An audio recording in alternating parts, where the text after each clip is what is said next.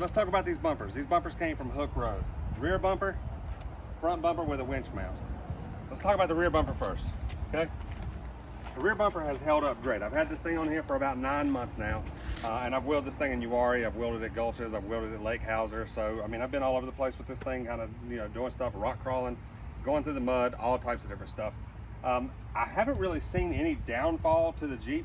The only issue that I have, and one reason is that I still have to be able to tow with my Jeep. So I have to keep the tow hitch, which that's the low point for the Jeep.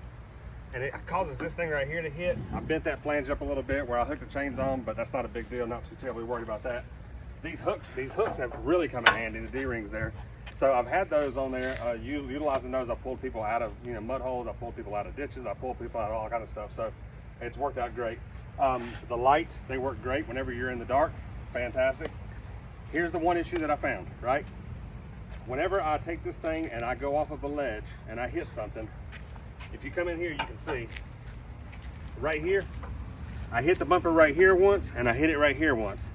Well, what it did was it didn't bend the frame, it bent the bracket that the bumper's actually mounted to.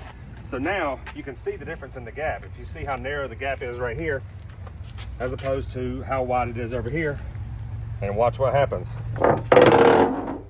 See how we get rubbing?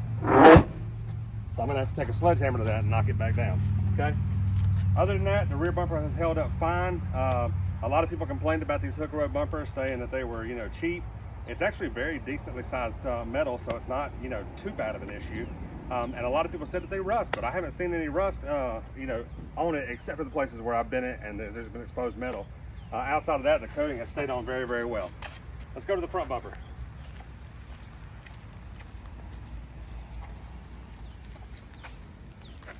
Now, the front bumper is a little bit different. The front bumper, I've seen quite a good bit of abuse on this thing, right?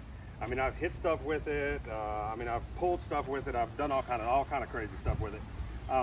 But it's held up very, very well. I do have a couple spots here that you'll notice on the bottom edges here, wherever I'm hitting some rocks, whenever I come up, I get those. And then this corner over here, I actually just hit yesterday in Gulches, but I mean, not a whole lot of damage, just a little bit of scuff.